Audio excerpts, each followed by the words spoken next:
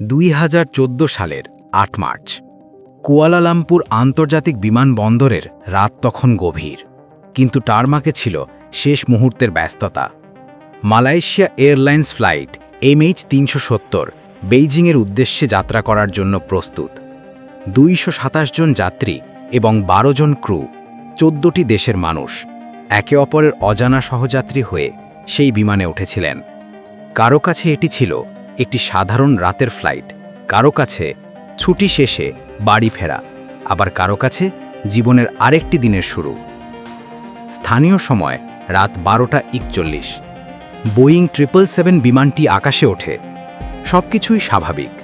প্রায় 40 মিনিট পর ATC এর সাথে সেই শেষ কথোপকথনটি হয়, গুড নাইট মালয়েশিয়ান 370। এরপর নিস্তব্ধতা।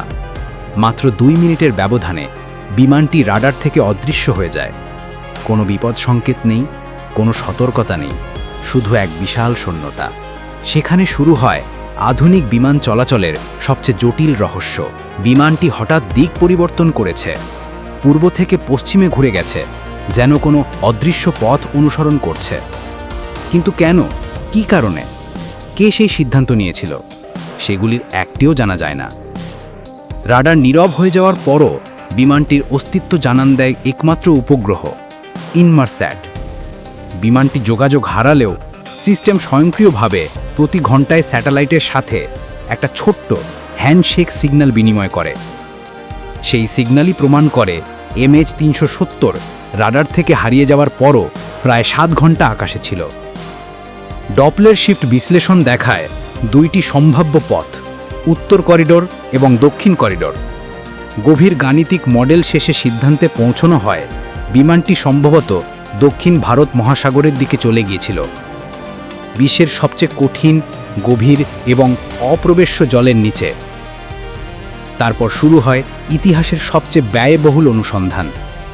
অস্ট্রেলিয়া, মালয়েশিয়া এবং চীনের যৌথ অভিযান ভারত মহাসাগরের বিশাল অঞ্চল স্ক্যান করে, কিন্তু মহাসাগর অনেক গভীর। সেখানে একটি ফ্লাইটের চিহ্ন খুঁজে পাওয়া প্রায় অসম্ভব। বছর পরে বিভিন্ন উপকূলে ভেসে আসে কিছু ধ্বংসাবশেষ। কয়েকটি অংশ নিশ্চিতভাবে MH370 বলে চিহ্নিত করা হয়। তবুও গল্পের মূল অংশ, বিমানের শেষ মুহূর্তগুলো, আজও অন্ধকারে। এই ঘটনার সবচেয়ে তীক্ষ্ণ প্রশ্নগুলো আজও দাঁড়িয়ে আছে। কী দিক পরিবর্তন করেছিল, কেন সব যোগাযোগ ব্যবস্থা প্রায় একই সময়ে বন্ধ হয়ে গেল? জাহাজটি কি সমুদ্রে তীব্র গতিতে আঘাত করেছিল, নাকি নিয়ন্ত্রিতভাবে নামানো হয়েছিল? এবং শেষ পিং সিগন্যাল কি প্রকৃতপক্ষে ক্র্যাশ লোকেশন নির্দেশ করে? বিশেষজ্ঞরা কেউই পুরোপুরি একমত নন। তবে এ কথা নিশ্চিত, MH370 ঘটনা পৃথিবীর বিমান চলাচল নিরাপত্তাকে বদলে দিয়েছে। বিশ্ব এখন রিয়েল টাইম ট্র্যাকিং, উন্নত স্যাটেলাইট পর্যবেক্ষণ আর স্বয়ংক্রিয় ডেটা স্ট্রিমিং প্রযুক্তির দিকে এগিয়ে গেছে। কিন্তু MH370 শুধু প্রযুক্তির গল্প নয়, এটি মানুষের গল্প। 239টি স্বপ্ন, 239টি পরিবার, 239টি অজানা ভবিষ্যৎ হারিয়ে যায় সেই রাতে। আজও কেউ কেউ জানালার পাশে বসে অপেক্ষা করেন, কারো বাবা, কারো মা, কারো সন্তানের জন্য। তাদের কাছে MH370 একটি রহস্য নয়, এটি এক স্থায়ী শোক, একটি অসমাপ্ত প্রশ্ন। 1 দশক পেরিয়ে গেলেও MH370 আমাদের মনে করিয়ে দেয় যে বিশ্ব যত উন্নত হোক, আকাশের কিছু রাস্তা আজও অন্ধকারে ঢাকা। আর সেই অন্ধকারেই নিখোঁজ হয়ে আছে 239টি মানুষের শেষ গল্প।